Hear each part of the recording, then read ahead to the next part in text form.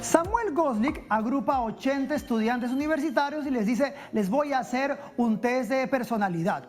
Un test muy específico de personalidad en base a 5 dimensiones.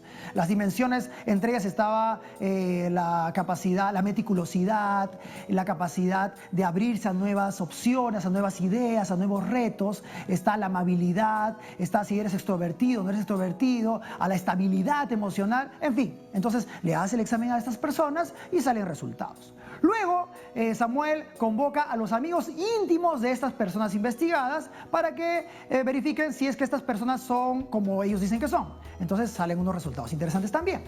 Pero luego, y aquí está lo más interesante, Samuel busca a gente desconocida, gente de la calle, y les dice, quiero que entren al cuarto de estas personas investigadas y quiero que me digan cómo son estas personas. Entonces, los jóvenes entran al cuarto, miran lo que podían mirar, y cuando salen, les dicen, oye, esta persona es amable, esta persona es extrovertida, esta persona es meticulosa, esta persona tiene estabilidad emocional, esta persona está abierta a nuevas ideas, y los resultados son fascinantes. Se muestra que solo mirando el cuarto durante 15 minutos, estas personas podían predecir cómo eran los investigados, incluso mejor que los amigos íntimos. Miren alucinante, o sea, con solo ver el cuarto, los cuadros, los objetos, cómo dejan las cosas, nosotros podemos saber más sobre los otros. Hay 3 cosas, 3 áreas que Gosling dice que uno debe observar si quiere conocer más a una persona solo mediante su cuarto. La primera es las afirmaciones de la identidad.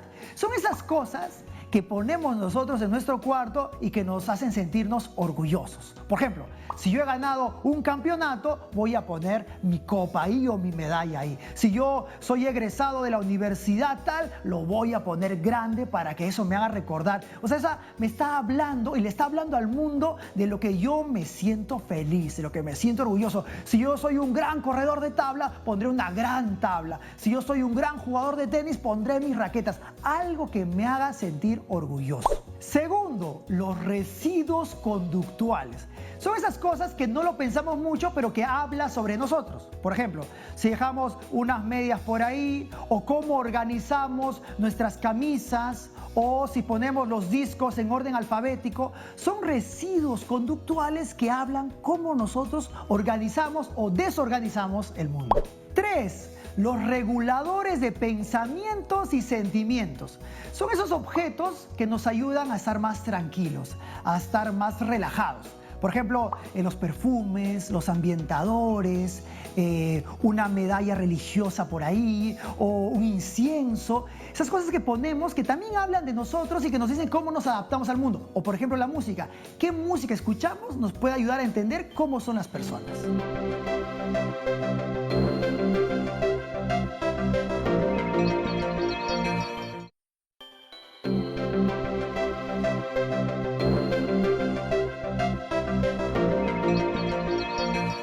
Mis queridos amigos, seguimos hablando sobre este tema tan interesante, cómo podemos saber de la persona solo mirando su habitación. Estamos junto a Lisbeth Cueva, ella es psicóloga, psicoterapeuta, conocedora del comportamiento humano y sobre cómo nos organizamos en nuestro cuarto.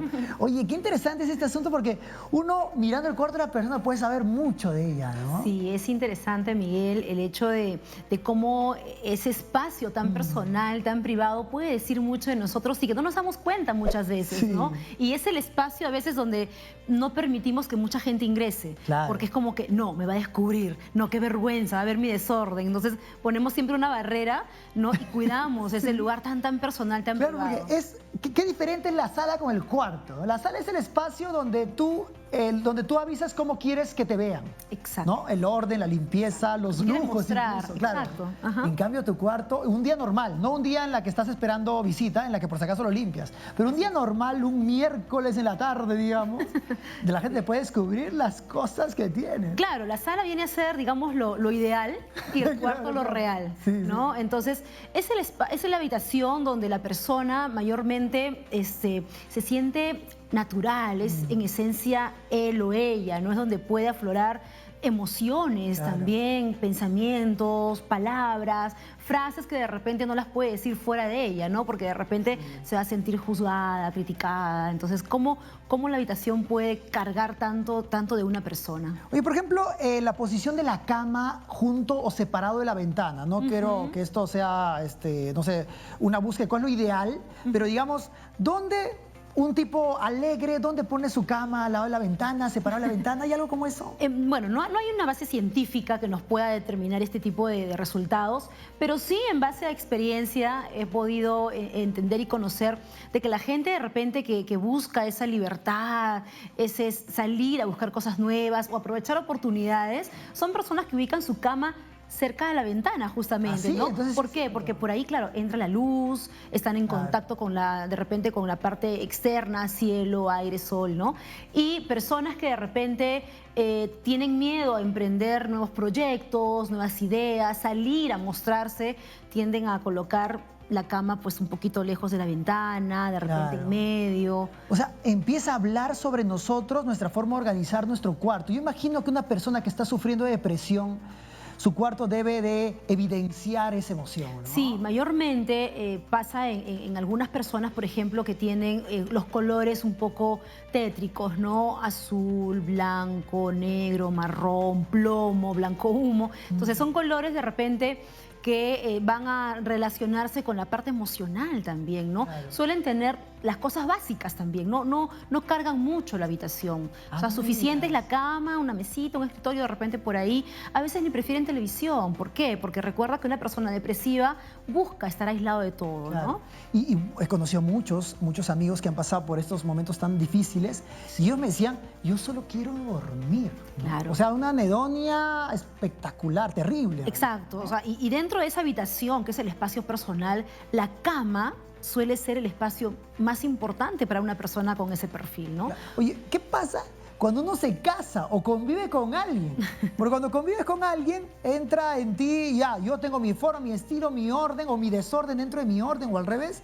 Y vivo con alguien que tiene una infancia y una juventud distinta. ¿Y qué pasa ahí? Eso es todo Esa un es locón. una guerra de titanes, como se dice, ¿no? Claro. Es complicado porque es como te explicaba hace un momento, ¿no? Imagínate yo, de repente, una mujer quizás que pueda ser perfeccionista, exigente. El perfeccionista suele tener de repente todo bajo control, bajo orden, no tolera, no permite que la taza esté ubicada diferente a la tuya, ¿no? Ropa ordenada.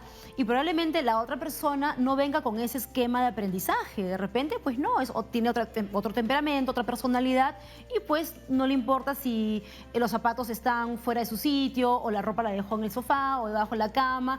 No, porque tiene cosas que hacer. Entonces, esas Claro. formas diferentes de pensar o de manejar el orden es donde chocan, ¿no? Entonces, Sí. ahí, ¿dónde viene el choque o por qué? ¿Por qué? Porque una de las personas, digamos, el perfeccionista, quiere imponer y controlar, ¿no? Ese orden o ese esquema de creencias de la otra persona. Claro. Obviamente, nadie nos va a gustar, no nos gusta que nadie venga y nos imponga un esquema de convivencia, ¿no? Nosotros Entonces, cada uno amamos lucha el por orden, su pero es como que es un trabajo extra.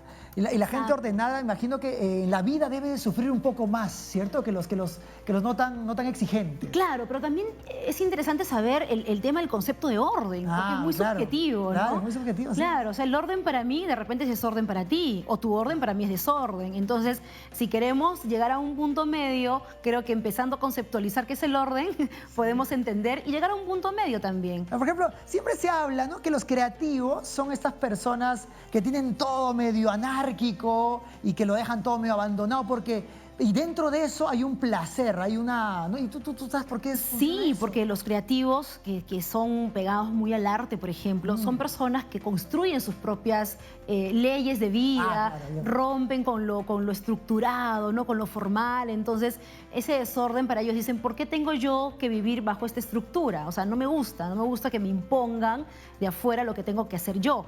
Yo Claro. quiero imponer mi propio orden, mi propia forma de manejar mis cosas, ¿no? O sea, me imagino, por ejemplo, piensen ustedes dicen el cabello de Einstein, ¿no?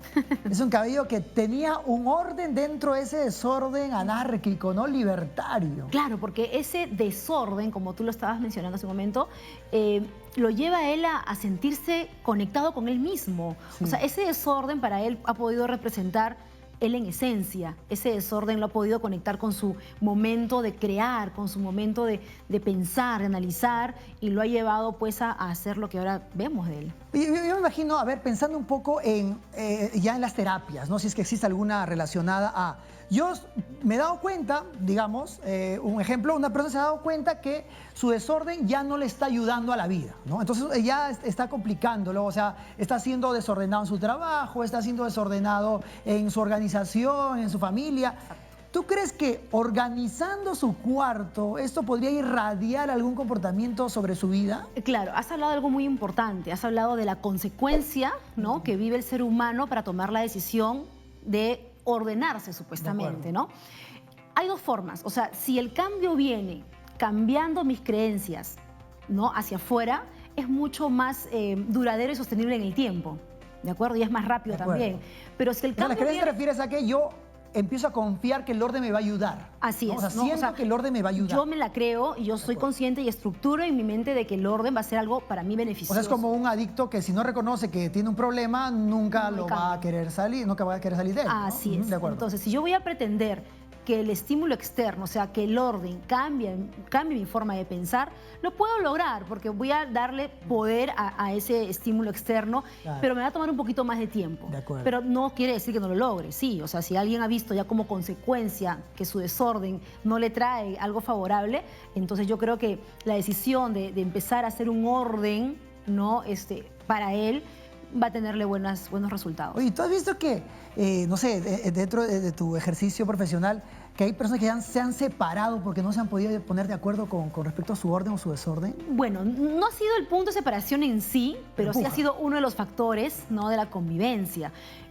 ¿Por qué? Porque, bueno, a ver, más pasa cuando la pareja ha convivido mucho tiempo de forma independiente. Claro. ¿No? O sea, digamos, cuando deciden formalizar... O sea, de viejo no aguantas eso, pues, ¿no? Claro, porque ya vienes con un aprendizaje, sí, hábitos, costumbres, ¿no?, una repetición constante de conductas que ya lo haces de forma automática. Imagínate que habrá gente que se ha quedado soltera y se ha quedado soltera porque ha querido quedar soltera y porque ama esa intimidad y esa soledad, ¿no? Así es, sí, y eso es un tema de decisión también, ¿no? Pero también a veces les cuesta, digamos, ser flexible a los cambios, adaptarse a cosas distintas, ¿no? Claro. O sea, de repente en su espacio pueden ser un poquito más felices, más cómodos, ¿no? Me da cuenta, me acuerdo cuando llegó mi hijo, yo tenía mi orden, ¿ya? Y era feliz en mi orden, pero cuando llegó mi hijo transformó el departamento. O sea, ya nada olía, nada era posible de hacerse porque todo tenía que estar organizado en base a él, a su seguridad y nuestro cerebro se adapta. Sí, ¿no? O sea, uno somos adaptables, exactamente. Has dicho un punto muy importante, cuando llegan los hijos al hogar es como que vienen conflictos. ¿Por qué? Porque el niño obviamente va a dejar juguetes desordenados, va a ensuciar las paredes, y hay personas que se pasan atrás del niño. No desordenes, ordena, limpia. Ay, pobre vida, pobre vida. Es desgastante, es desgastante. Yo le he dicho a muchas personas, es un niño, déjalo que esté en su espacio. O sea, si hoy ensucia y lo limpias, mañana lo va a hacer lo mismo, ¿no? Si el juguete lo dejo aquí, mañana lo voy a dejar por allá. Entonces te desgastas más, ¿no?, de repente tratando de que todo siga bajo tu orden o bajo tu esquema de orden, ¿no? Oye, pensando en el orden, no podemos dejar de hablar de los adolescentes y su orden, ¿no? Sí. O sea, un cuarto de un adolescente es un cuarto bastante peculiar y aquí lo estoy relacionando un poco a tu respuesta anterior asociada a la creatividad, que ellos están encontrando sus propias reglas. Así y es. entonces tratar de ordenarlos como los ordenamos cuando tenían 8 o 9 años es otra orden. Claro, y eso es lo que los papás a veces, Miguel, no entienden. A veces los papás creen de que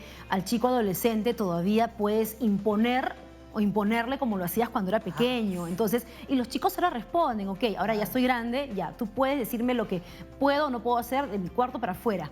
pero mi cuarto para adentro es mi espacio, es mío. Si yo quiero lo pinto de rojo, de azul, de verde. Y lo pinta. ¿no? Y lo pintan, y le ponen su graffiti. Yo he tenido adolescentes que hacen su graffiti en el cuarto y son felices, ¿no? Sí. Entonces... ¿Pero qué debe hacer uno? ¿Dejarlo? ¿Hasta cuánto dejarle? Sí, o sea, es parte de la etapa, ¿no? Que lo vivan, que vivan, que disfruten y dinamicen en ese espacio que los va a conectar con ellos, ¿no? Claro. Porque en una sociedad hoy día con tantas cantidad de emociones negativas, digamos que quizás el cuarto para ellos o la habitación es la única forma o canal donde ellos puedan aflorar lo que están sintiendo. Entonces, ahí tu recomendación es darles espacio. ¿Y en qué momento decir, basta, ya te estás maleando, ¿no? O sea, una cosa es que pintes con grafito, otra cosa es que quieras hacer fuego dentro del cuadro. Claro, mientras no atente contra la salud y vida del mismo, de ella misma y de los demás, todo está bien, ¿no? Todo es manejable. Sí, qué Y complicado. los chicos lo dicen, déjame, es mi edad, ya me pasará, ¿no? Déjame mi momento. Qué interesante, oye, esa última reflexión me parece maravillosa, difícil también, viniendo del estado emocional y cerebral de un joven, de poder tener esta suerte de metaanálisis del mismo, ¿no? O sea, que un joven sea capaz de decir, esto ya me va a pasar. Claro. ¿Te ha pasado eso? ¿Has escuchado Por eso? supuesto, hasta mi hijo me lo dice.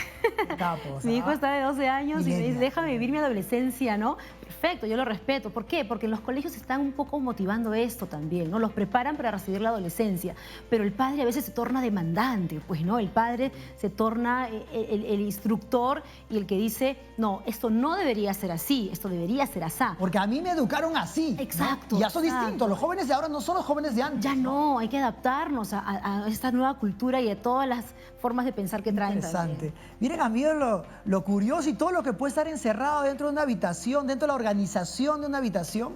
Cuando uno piensa en el orden, también debería de analizar sobre qué es el orden y para quién le sirve el orden. Porque puede haber un orden dentro del desorden. Pero que eso no sea justificación para decir, es mi orden. Si vivimos juntos, tenemos que aprender también a ceder o a conceder. Un poco espacio para ti y un poco de espacio para mí. Muchas gracias. Gracias, Miguel.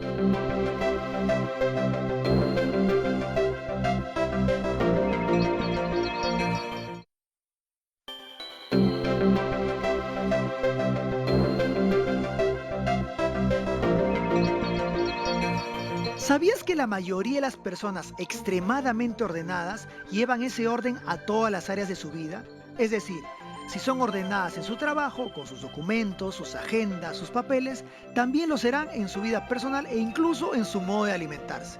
Por lo tanto, si conocemos a esas personas, solo viendo algunos de sus aspectos o áreas donde se desenvuelve, nos bastará para tener indicios de cómo serán en las otras áreas.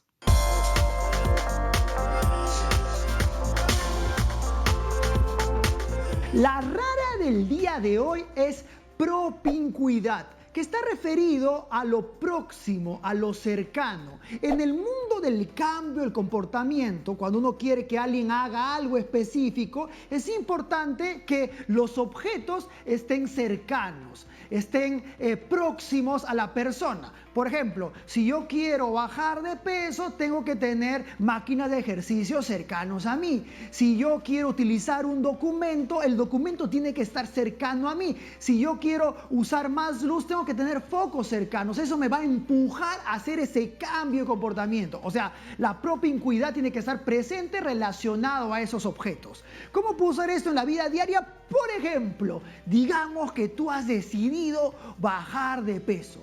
Y las investigaciones dicen que hay dos objetos que pueden empujar profundamente a ese cambio de comportamiento, a dejar de comer mal y empezar a comer adecuadamente. La primera es tener una balanza, pero no debajo de tu cama, no ahí abandonada en un rincón, sino en tu cocina. Tener una balanza en tu cocina. Y segunda cosa, tener un espejo en tu cocina, no en tu baño, no en tu cuarto, sino en tu cocina. ¿Y eso por qué? Estos dos objetos primero te van a recordar cómo estás avanzando y cómo estás mejorando físicamente cada vez que haces ese esfuerzo. Pero también te van a hacer recordar cuando estás comiendo algo que no deberías de comer. Pero tú dices, sí, pero yo ya sé que estoy comiendo. Pero cuando te ves por espejo, cuando te ves mediante el reflejo, vas a darte cuenta que es mucho más poderosa la imagen y vas a decir, no, yo este frijolito, este arrocito, no lo como más.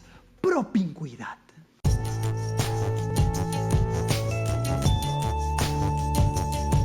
Dime cómo es tu cuarto y te diré cómo eres. Esa fue la frase con la que empezamos el día de hoy.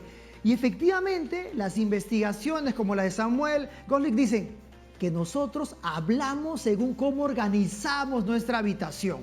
Y él dice, ¿no?, que con solo 15 minutos, miren ustedes, 15 minutos inspeccionando un poco cómo está organizado nuestra habitación, podemos predecir cómo es la persona. Incluso podemos ser más certeros que un amigo íntimo. Podemos predecir, por ejemplo, si la persona tiene estabilidad emocional, si la persona le gusta atreverse a hacer cosas nuevas, o la persona es o no es meticulosa. ¿Tanto esa información está en nuestro cuarto? Al parecer, sí. Y nosotros, cuando utilizamos las paredes, decimos y nos sentimos orgullosos, ¿no? Si me siento orgulloso de hacer un deporte, si yo juego tenis, pongo mi raqueta de tenis. Si yo corro tabla, pongo mi tabla, muestro al mundo. Pero también dejamos otros rastros menos cuidadosos que hablan de nosotros. Por ejemplo, si clasificamos nuestras medias o nuestra ropa por color, está diciendo cómo somos. E incluso cuando dejamos de hacer las cosas y hacemos que otros lo organicen, también estamos diciendo cómo somos nosotros. Entonces, nuestra habitación habla por nosotros. Por eso, nos vamos a los 3 tips del día de hoy. No sin antes agradecer a toda la gente que nos está escribiendo en nuestras redes sociales, en el Facebook, en el Twitter, nos están diciendo, están consultando, nos están proponiendo temas nuevos. Por ejemplo, y Esquivos dice, ¿cómo funciona el cerebro cuando hay creatividad y cuando no? Esto es bien interesante porque, claro, nuestro cerebro cuando está encendido, cuando está entusiasta, cuando las partes asociativas están trabajando, es decir, cuando hay creatividad, está trabajando de una manera completamente diferente que cuando estamos opacos, cuando estamos tristes o cuando estamos deprimidos. Entonces es clave entender eso. Vamos a hacer un programa en ese tema. ¿Qué más tenemos? Y Len dice, toquen el tema de la timidez. Qué importante es ese tema. Mucha gente nos dice lo mismo. Quieren explorar el mundo, quieren hablar y les da vergüenza, les da miedo, quieren decir lo que opinan y no lo hacen, o quieren atreverse a postular a un trabajo nuevo, renunciar y no lo hacen. La timidez tiene parte de esa responsabilidad. Necesitamos urgentemente salir de esa cárcel que es la timidez, y vamos a hacer un tema al respecto. Y ahora sí, nos vamos a los 3 tips del día de hoy. Tip número 1. ¿Qué tal si nos ponemos científicos y nos metemos a nuestra habitación y como si no nos conociéramos empezamos a analizar cómo somos? O sea, imagínense ustedes que ustedes no se conocen a ustedes mismos y entran y miran cómo se organizan. ¿Sus medias cómo están? ¿Todas puestas una encima de la otra o hay una organización? Sus objetos, ¿cómo están sus perfumes? ¿Por quién escogió esos perfumes? Analícense a ustedes mismos y tal vez podemos conocer algo que ustedes ni siquiera sabían de ustedes. Tip número 2. ¿Qué les parece, amigos? Sí, por ejemplo, yo digo, quiero mejorar en mi orden, en mi trabajo. ¿Qué tal si empezamos en la casa? ¿Y qué tal si empezamos en el cuarto, en la habitación? Cuando nosotros modificamos una parte de nuestro comportamiento, eso va a irradiar en las demás partes de nuestro comportamiento. Entonces, no queremos ser extraordinarios afuera, pero también debemos de ser extraordinarios adentro, en la casa. Tip número 3. Les recomiendo revisar a este autor fabuloso, Samuel Gosling. Él habla sobre cómo podemos conocer a la gente mirando su habitación. Mis queridos amigos, eso ha sido todo por el día de hoy. Yo soy Miguel Figueroa y esta es La Neurona Reina. Nos vemos